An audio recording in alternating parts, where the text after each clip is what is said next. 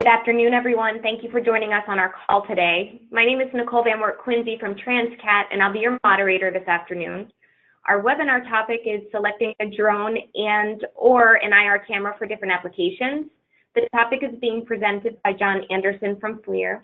John has been with FLIR for 4 years and is a member of the Emerging Markets Business Development team. In this role, he acts as the FLIR Instruments Global UAS Manager. He holds an FAA Part 107 license for commercial drone operations and is also a Level 1 thermographer. We expect today's presentation to last roughly 30 minutes, and then we'll answer any questions that have been submitted. Any time during the presentation, you can send questions through the question box, which is in the right side in your webinar controls. I also want to mention that the webinar is being recorded.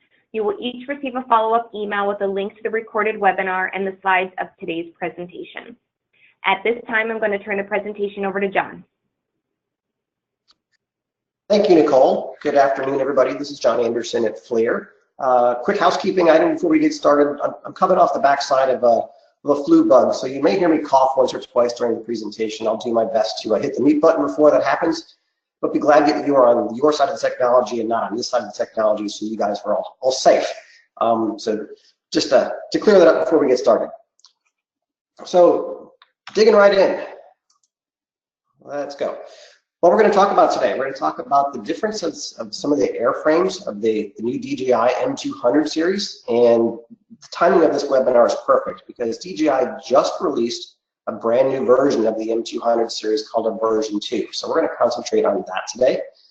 Then we're going to talk about some of the different payloads you can put onto there, specifically with the XT2 IR payload, what that payload looks like from an IR perspective, some different examples of that.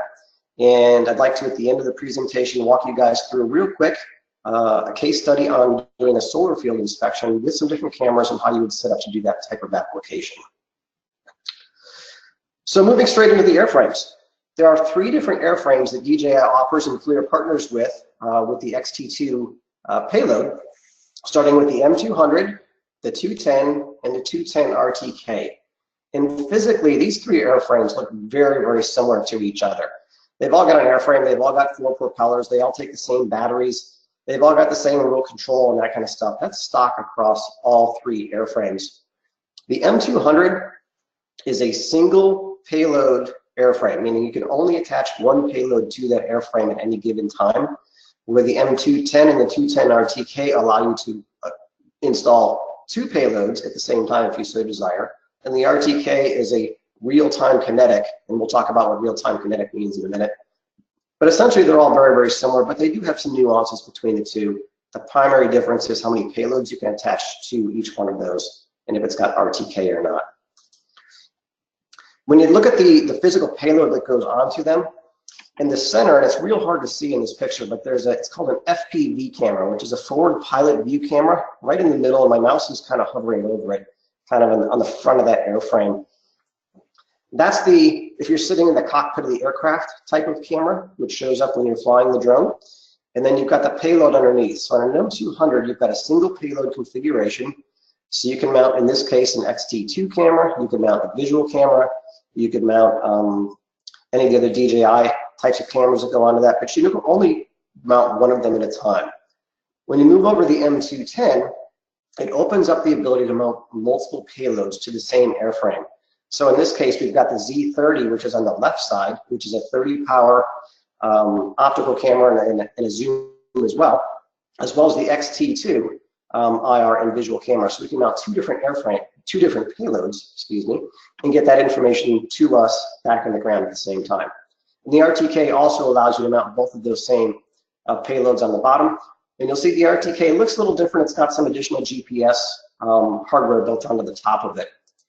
The other thing about the 210 and the 210 RTK is you can mount a top camera to it as well. And how that works is there's a plug that goes from the top mount down to the right-hand port here. So you're extending that port and you can mount a camera up on the top of that airframe. And where that comes into play, typically from what I've seen, is where people are doing bridge inspections or roof inspections from the underside of a structure, and you need to be able to look up. Obviously, if you're flying the drone and you've got a camera on the bottom of the drone and you're trying to look up, the drone is in the way. So if you're doing Again, a bridge inspection with IR and visual, you can look straight up with this and look at the bottom of the item without having the drone in the way. And you can mount that to both of the 210 and the 210 RTK. You cannot have 3 payloads on at the same time. It does not allow you to do that. The different payloads that are available for the airframes, and I've got green check marks by the 2 most popular ones. And obviously with FLIR, we're heavily involved with the Zenmuse XT2 that we collaborate with DJI on.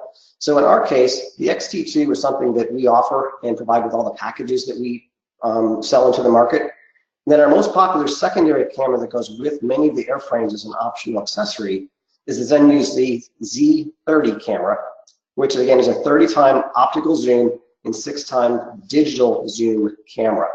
We primarily sell that to people doing tower work and utility work because it allows you to, in a dual camera configuration, fly the application looking for things thermally.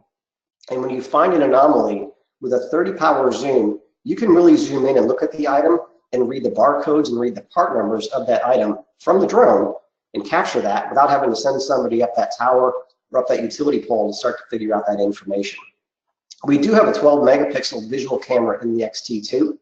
But again, when you're standing back from the item 100 or 200 feet, the ability to zoom in 30 times with an optical zoom provides a lot of power to be able to see those things. We also on occasion see the X5S camera be purchased and installed from a visual standpoint. The X7 camera is a very, very high-end cinematography camera. I don't think I've ever sold any of those. The X4S, DJI still supports it, but they ended of life that product last year, so that's not even available anymore. The Zenmuse XT, which was the generation 1 of the thermal camera, is still in the marketplace, but most people have moved to the XT2 to give them the visual and the thermal in the same camera. But those are the 6 payloads that can go onto any of these airframes. One of the top questions I'm always asked is, how long is my drone going to fly? So we've got a chart here provided by DJI that really walks you through. Essentially, the answer is, it depends upon how much weight you're going to carry. So if you've got no payloads on it, and you're just flying the drone for fun around the house, heck, you can go 33 to 38 minutes, depending upon which airframe you're flying, whether it's the M200 or the 210 RTK. And the 210 RTK weighs a little bit more, which is why the flight time is a little bit less. But when you start to put payloads onto that, whether it's a single payload in the case of the 200, or 1 or 2 payloads in a 210 or 210 RTK, that's when you start to see the flight time start to creep down a little bit, down to a bare minimum of 22 to 24 minutes when you've got a lot of payload on that, which would be an XT2 and a Z30. So you've kind of got a range of flight times in there. But from a good safe bet, most people up to about 25 minutes in many cases, because you do need a little bit of extra power to come back and land it before that bird runs out of power and comes crashing down. Real-time kinetic, or RTK. What RTK is a secondary GPS signal that is sent to the drone to help it understand where it's at. And where this comes into play is if you're in an area with a lot of EMI radiation, maybe you're around a cell phone tower or a radio tower or utility work, and there's a lot of radiation going on, that interferes with the signal, 1 from GPS and 2 from the drone to the remote control. And so what the RTK does is you put a secondary GPS base station, I'll say out in clear air on the side, and that augments and sends additional GPS information to the drone to help it understand where it's at in space. And in the first version 1 M200 series from DJI, it was really only communicating that for the positioning of the airframe, and that data didn't communicate through down to the payload, which was a little bit of a negative item. For the version 2 that's now coming out, the RTK has been enhanced a bit so that high precision accuracy is now being conveyed not only to the drone, but also to the data that's being collected by the payload. So in realistic terms, we can now get centimeter accuracy with the drone and the payload when we're flying. But just keep in mind that the RTK, what it's really doing is supplying a secondary GPS signal in areas where the GPS signal may be compromised for some reason. It's the type of thing we primarily sell to, again, utilities and people doing tower work, just because of the areas that they're working in. Sometimes people flying under bridges or large metal objects have the same issues with obscured signals, so they'll buy the RTK as well to supplement where that drone is at. Moving on to the M200 V2 series improvements. One of the biggest new things is DJI has changed the radio signal on the new version versus the old version. So now they've called this OcuSync 2.0, and it automatically switches between different frequencies when needed. They've also expanded the flight range up to 8 kilometers. It used to be 7 kilometers, so a little bit more range. This is a key thing. If you're going to fly 1 payload or 2 payloads, depending on weights, things always change. There's now an adjustable calibration in there to help the drone understand its center of gravity and configuration. So that's a new onboard procedure. One-click upgrade. For those of us that have used DJI products in the past, this is really nice to have now, that you can do one-click upgrade and upgrade everything through the remote controller, down to the drone, to the payloads, and different modules through the tablet, which is a nice thing. It makes it much, much simpler.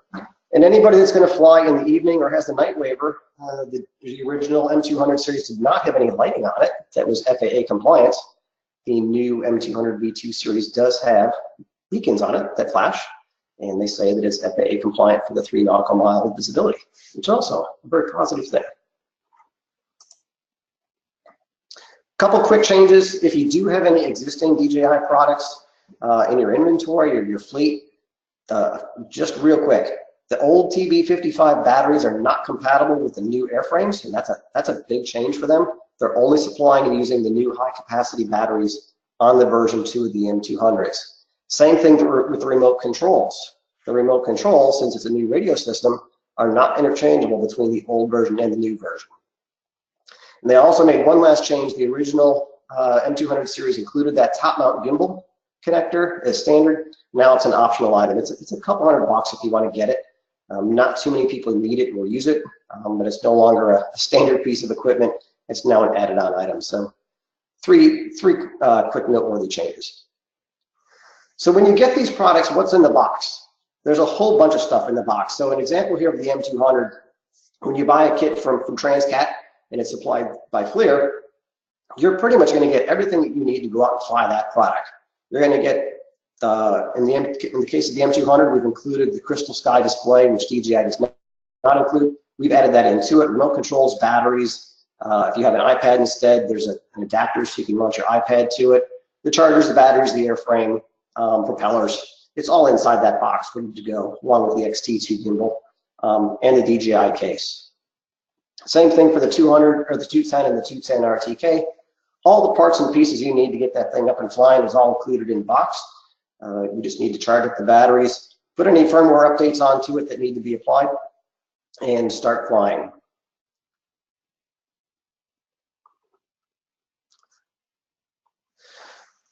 One of the most popular questions we receive on a daily basis at FLIR is, which airframe and which gimbal should I get from my application?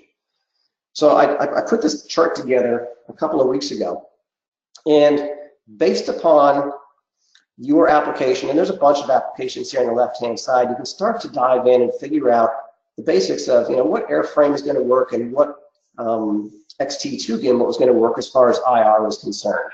That doesn't mean that if there's no checkbox in there, you can't do the application, because any drone could pretty much be used for any application with any camera, but there's some considerations in there. You may have to fly a lot closer, you may have to fly a lot further, but there's also ideal combinations of things that just work well together. So in this case, if we look at solar installation and utility, most people buy the M210 for dual payload. Most people get it with a 13mm camera. If you're in Japan, they prefer the 19mm camera. But the 13mm camera has a 45-degree field of view. It gives them great vision when they use the product with the M200. It gives them good flight time, and it's a good combination. It doesn't mean they can't use the M210 RTK, and it doesn't mean they can't use the 200, but that's just what most people do. So we've filled this box, we've filled out this chart based again upon most popular applications for kits that we see sold. Doesn't mean you can't go out of this chart, but that's how typically most people buy it and use it. So you see there's two options. There's a FLIR recommended and there's a 2 check mark for highly recommended. So hopefully that'll be good use for you guys out there when you see this in the future. Moving into the XT2 payload. The XT2 payload is a combination of a visual camera and a thermal camera built into one. So it's got a 12 megapixel visual camera on the one side of it. and a 336 or 640 IR camera on the other side of it with multiple different fields of use. The sensitivity of the camera, the IR part, is 50 millikelvin. So it's a very, very sensitive camera. And all of them are radiometric. So the original ones, there was a difference between radiometric and non-radiometric. So all of them are radiometric. They've got a lot of neat features built into it. You can do temperature alarm, heat tracking, MSX. For anybody that's familiar with FLIR cameras, we take visual and thermal, and we put them together so that you can pick out details. And I'll show you a picture in a second on that. But that's enabled us in this new product to build MSX into this camera. You can do tracking of temperatures, you can change isotherms, you can do picture-in-picture. We'll show you that stuff in a second here. MSX. With MSX turned off, you would never see the hazmat label on the side of this propane tank. You just see the propane tank. You wouldn't be able to read the word propane. So MSX brings in the visual elements and overlays them on top of the thermal elements. So it allows you much, much greater visibility and awareness of the scene. If you are a firefighter or a first responder, for example, and you're looking with MSX, you're not only going to see the fireman, but if he's got the number on the back of his jacket or on the top of his helmet, you're going to see that that's firefighter number 12, and you're going to know who it is, versus just a thermal anomaly walking around and you have no idea who that person is. So that's what MSX does for us. We can do picture-in-picture modes, either side by side in this example. We can do true picture-in-picture. So this is a fire scene where we've got the visual on the outside and the thermal in the center. So moving forwards a little bit, talking about fields of view. So how big can we see with the different cameras? And we've got two different camera options, either a 645-12 or a 336 camera. And they each come with 3 different lens options. So in the case of the 640, you can get a 13 millimeter, a 19 millimeter, or a 25 millimeter. So a 25 millimeter is a very, very narrow field of view. If you were flying at 100 feet up and looking straight down on the ground, a 25 millimeter lens is going to give you a field of view that's 43 feet by 34 feet. So it's very, very narrow, but you're packing a whole lot of information onto those pixels. We primarily sell that to the utility cycle because they want to put a lot of pixels on a small item. When you're looking at roofing inspections, building inspections, solar inspections, that's where we get to the 13 millimeter lens and sometimes the 19 millimeter lens. But at 100 feet of elevation or above ground level, again, looking straight down, the 13 millimeter, you're going to get an 84 by 67 foot field of view, which allows you great visibility for finding lost people, or if you're a first responder, or imaging and capturing a solar field or a building or a roof kind of thing. The 336 is essentially half of the field of view. So we've got half of the pixels and half of the field of view. It's kind of like looking through a straw. We sell some 336 because it's a lower price point. To be honest, I'll show you in a minute. Although 336 initially may cost a little bit less because it's way, way less pixels, what you're going to find is that you can be much more efficient in your job and do it faster with the 640 camera versus a 336 camera.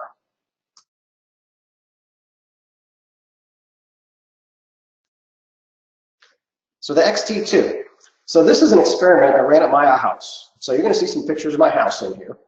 And I flew the different cameras at two positions in front of and around my house. So in one position, I flew basically 15 feet off the curb and looked at the front of the house. And in the second position, I flew these cameras at 200 feet and looked down at the house. And I did this with 6 different camera types and with 3 of them from the 640 resolution and 3 of them from the 336 resolution. So I wanted to show you guys some examples of what the different camera angles look like with the different cameras. So this is the visual camera, and lo and behold, the visual camera looks the same on both, and that's because it is. So the visual camera that's built into the 336 and the 640 12 megapixel camera is the exact same camera, no difference between the two. When you look at the 336 256 resolution camera, 100 feet off the front of the house, and these are raw unaltered images. So I didn't colorize them, I didn't do anything to them, so they're not as pretty as they could be, but this is raw data. The 9 millimeter lens is a wider field of view. The 13 is a little bit narrower, and the 19 millimeter is an even narrower field of view. So you'll see how you're starting to, it almost looks like you're zooming in, but you're getting, you're looking through a narrower and narrower focus as you look at those cameras. That's an example of a 336 camera on the front of my house. And these balls hanging in front of the window up here, those are Christmas decorations because these were taken last December. If you look at the same thing with the 640 camera, you're going to see that the picture has a lot more pixels in it, and you've got a lot more data in there. So the 13 millimeter with the wider field of view, as we talked about, I get the whole house. Let me jump back up. See, I didn't get the whole house with the 9 millimeter over here, with the 13 millimeter over here. I got half of it. But if I look down here, I do get the whole house with the 13 millimeter. And then you've got a 19 millimeter and a 25 millimeter. And again, you're packing twice as many pixels into it. It's actually 4 times as many pixels. It's 318,000 pixels that you're getting into it, because it's not only on the one axis, but the other axis. But that's a raw, unaltered thermal image of the house. Up at 200 feet looking down, 3 different pictures there. 9 millimeter, 13 millimeter, 19 millimeter. And then 200 feet with the 640 camera looking down at the same structure, 13, 19, and 25. And again, you see, you're just changing the field of view and packing more pixels into a smaller field of view. This is a school out behind my house, so roughly 200 meters, 650 feet out behind the house. There's a grade school out there. So that's up at about 200 feet looking out there in the morning. So you can see the school in 3 different images with the 336. And then you can see that same school with the 640 with the wide angle 13 millimeter, the mid-range 19 millimeter, and narrow field of view 25 millimeter. So again, much more pixel density built into those images. Now, the one thing to consider when you're talking about this is each camera, whether it's a 336 or a 640 camera, has got the same resolution per pixel, but we're getting 3.8 times more data in each image just because of the number of pixels we've built into there. So the pixels are physically the same, but there's half as many of them in each axis. So that's why we get much more clarity with the 640 versus a 512. And it's the one thing I can compare it to is if you've got a standard computer monitor and you go to one of those great new big widescreen monitors that are out now, your resolution may be the same, but you've got so much more monitor space, and the pixel size is the same in each one of those monitors, but you've got so many more pixels and so much more space, the picture does tend to look clearer and you get a lot more data in that picture. So even though the pixels are physically the same, when you've got twice as many of them, you can start to see a lot more clarity in there. So here's another experiment I ran real quick. This is me standing down here on the left-hand side of this picture. I flew each camera on this cool December morning and wanted to see, what does it look like for a heater, one of those blue blocks of ice, and then I stacked up a couple of chunks of blue ice over here. How do these look at different elevations with the different cameras? And it was about 38 degrees this morning when I did this flight. And again, I flew all 6 cameras in succession to see what this information looks like from different elevations.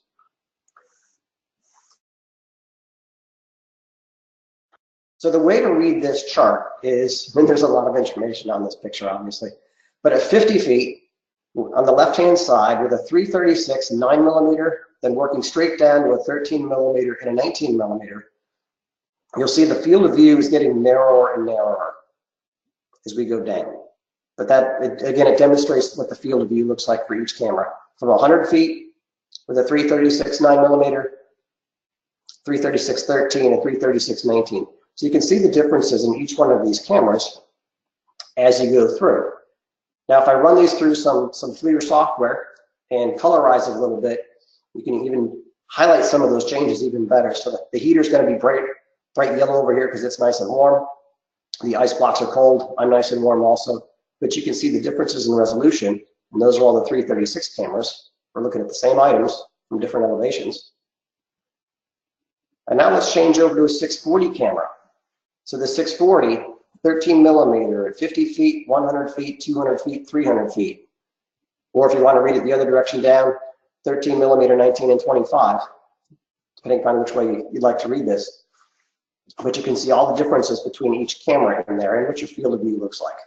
Most popular globally is the 640 13mm camera, followed by the 640 19mm camera. Those two cameras themselves represent 67%, or let's just call it 2/3 of the total global production of all the different cameras that we build. That's the #1 and #2 selling product. The 25mm, again, is a little bit more for utility folks, but the 640 13 and the 640 19, #1 and #2 selling far and away from anything else. And that's how it looks when it's colorized. Jump forward. So I don't know if you noticed when you're looking at these pictures real quick, the other things that showed up when I came back to my office and downloaded all these pictures, lo and behold, you know, my electric cord over here, I use it to trim the bushes, and of course, you know, at one point I cut the cord with the hedge trimmer, so it's been, you know, wire nutted and a little electrical tape on it, so that showed up with a little more resistance in here in the cord. So there's a hot spot. There's the plug. You can see where my wife started up the truck in the morning and let it preheat. The concrete was a little bit toasty and warm on this side of the garage. And the other thing that I noticed was the 6 different gimbals that I keep in the office downstairs, I brought them upstairs and set them outside when it was 38 degrees. They all show up as 6 little hot spots also. And these things showed up in the picture. So if I go back real quick, you'll see here's the lineup of the cameras. There's the cord. So this is the kind of resolution and clarity you're going to get with a 640 camera when you're using it. You can see these really, really small nuances and pick these details up. So I'd like to run through a real quick solar field inspection case study. We're going to jump through a couple of these slides, but I want to talk about why you would use some different cameras and some of the procedures for doing a solar field inspection with a 640 camera versus a 336 camera. And I know a lot of people have seen on the market the DJI Mavic Dual series that's got a FLIR thermal camera in it. It's about $2,900 MSRP, if I remember correctly, with the FLIR camera in it, but it's a pretty low resolution camera. And why you would or would not use or consider that type of system versus a 640 system. So when you think about measuring or inspecting a solar field, the traditional method is to walk through with your multimeter and start to figure out where your anomalies are at. It's a time, labor intensive thing. And some people have gone through with a handheld IR camera trying to find anomalies in solar fields. It takes forever. And it's a lot like painting the Golden Gate Bridge by hand, because by the time you get from one end of that bridge to the other end of the bridge with your paintbrush, you've got to start over and do it again. And that's what it takes to do a good solar field inspection if you're going to do it by hand versus doing it by drone. It takes so long to physically do it, you're really never going to finish. You're going to have to start over again. So what can you see from a drone? You can see solar panels that are essentially offline. You can see in this one, it's called a diode failure built into here. This whole row is out. These are individual cells that are burnt out. These are modules that aren't even working. This is dirt. This tilt tracker is out of alignment. So who uses the data? So anytime solar fields are operational, it's being financed, there's people that own it, they want to make sure that they're running at 100% of their capacity, because they need to make sure that if they're not running at capacity, they fix it, because they do have requirements for delivering certain power at certain times when they're capable of doing so that they don't have to fire up other more expensive assets to do it. So how do you fly a solar field, and what makes data high quality? First, you've got to plan it. You've got to do it on a good sunny day, typically when it's clear, as opposed to many thermography applications that we do in some other types of day. This is the one application we want to do in the middle of the day when it's hot and sunny, because that's how it works best for solar fields. We look to achieve cell level anomaly identification of roughly 2 inches per pixel or less. And we've got some calculations and figures to help you understand how to achieve that level. But again, we want every pixel to at least represent 2 inches on the ground. So when we put this into an Excel spreadsheet that I've got, when you look at the different cameras, if I look at a 640 13mm camera at 100 feet, if I want, I can have 1 pixel for every 1.57 square inches. If I fly that with a FLIR Duo, or the same product that's in the new Mavic Dual from DJI, which is a smaller camera, lower resolution, I'd have to fly that same product at 21 feet to get the same resolution of 1.57 inches per pixel. And 21 feet is not a good altitude for flying stuff because odds are you can bump into things. So to do a good solar inspection, and in this case, we're going to look at a 10-acre site, which is 660 feet by 660 feet. We want to fly at a certain altitude to get that resolution. We also want to fly at a certain speed so that we can capture everything. We align the camera with the axis of the row, not across. We're going to fly down the rows back and forth. And when we collect thermal imagery, we're going to do an 80% front overlap and a 20% side overlap. So we're going to take picture on picture on picture on picture. It's not just one picture and then move over 80 feet and take the next picture. We're going to have a lot of overlap in all of these types of applications. So say there was no overlap. If you wanted to fly this 10 acres with a 640 13mm camera at 120 feet up, it's only 63 images. That's easy. But that's not what you need to create a deliverable for a solar field. What you need to deliver is the 80% and 20% overlap. So with a 640 512 camera, 13mm, which again is delivering you that 84 by 67 feet of field of view, it's going to take you 335 images, roughly 11 passes, and the flight time is going to be 10 to 11 minutes to complete that task. Goes back and forth, captures all the images. Most people do this automated. If you do the same thing with a 336 camera with half of the field of view, it's got double the images. So now I've got to come back at the end of the day and manage 670 images versus a little over 300 images. I'm probably going to have to stop and change out the batteries halfway through because the flight time is going to be a little bit long. But if you said, hey, John, I want to save some money and get that $3,000 system instead of the more expensive products, well, the data becomes unmanageable. So to do that same job with a 160 by 120 camera on some of the lower resolution products, it's going to be 6,300 images. You're going to fly back and forth 47 times, and you can only do it at 25 feet. So it's really an unmanageable quantity of data, time. It's just not a good solution at all. If you had a very, very small little thing on a house, great.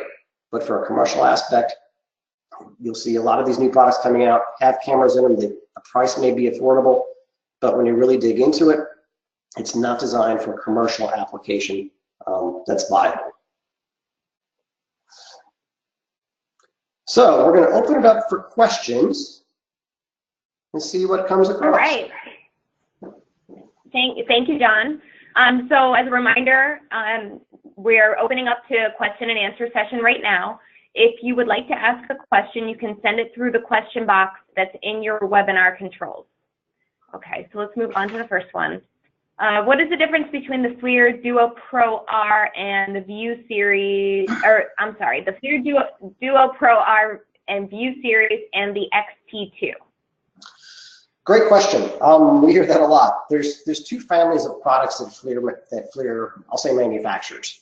We have a collaboration with DJI for the XT1 and the XT2 product, which is a turnkey plug and play onto the DJI M200 or M600 platform, meaning it's got the gimbal, it's got the power, it's got the interface. It all comes down to you on the remote control in the signals from the drone.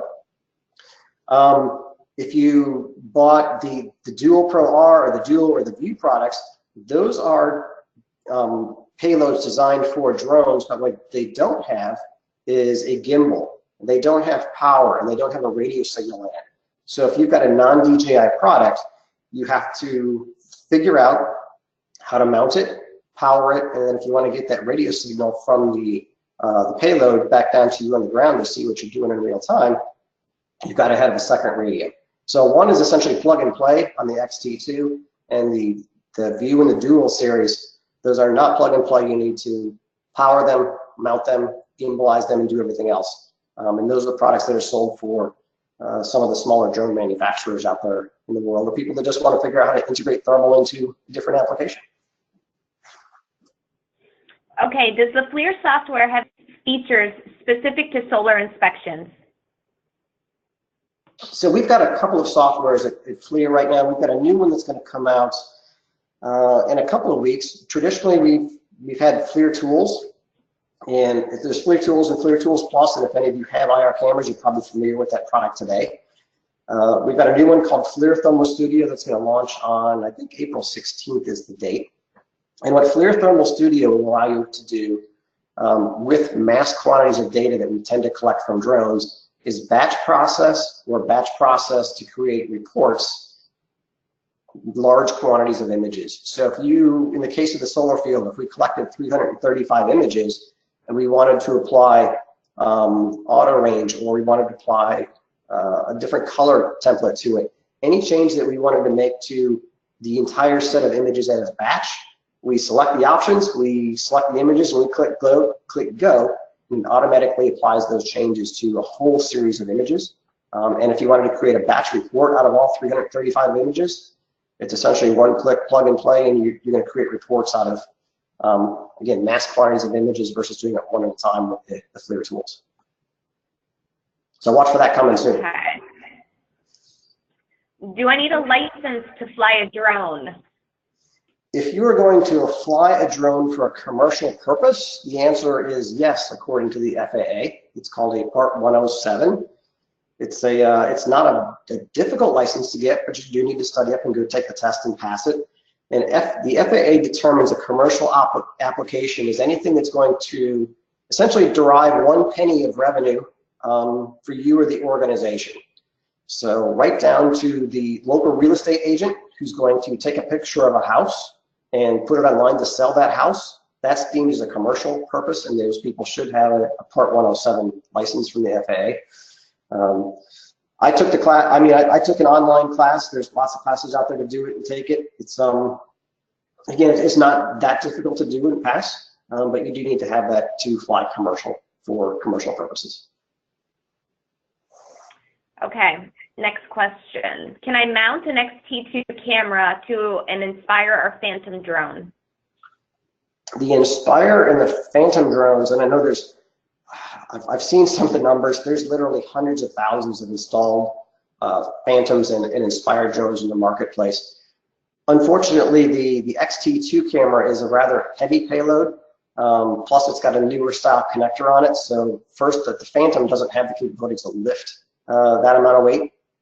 And the Inspire product, again, is a great platform. There's literally 100,000 of them out there in the marketplace. It's a little bit heavy for the Inspire, and then there's a lot of data transmission going through that the Inspire just wasn't designed to handle the data transmission down to the user and through the airframe as well. So unfortunately, they're not backwards compatible with some of those other products that were, they're great products, they just don't have the capacity and the computer ability to manage all that data.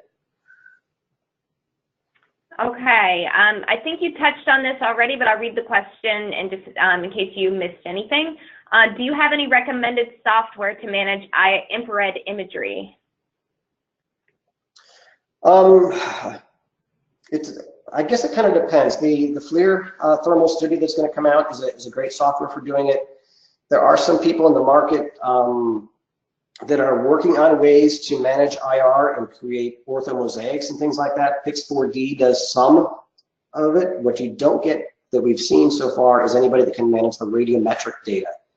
And the radiometric aspect in an orthomosaic is the ability to have each pixel associated with the temperature data. Meaning if you click that image and I want the temperature associated with that individual pixel, that's very, very difficult to pull through in some of those third-party softwares that are out in the market. Can they create orthomosaics from it? Yes, it's okay, but you're not going to get the temperature data through.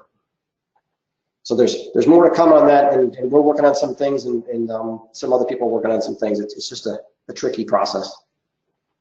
Okay. All right, that looks like that's it for questions. That concludes our time for today. Thank you, John.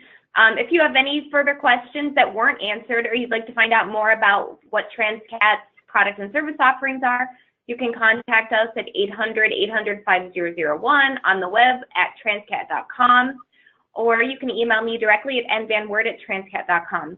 Thank you all for joining us today. We hope you got something out of the presentation and that you continue to join us for future Transcat e-learning webinars. Thanks, everyone.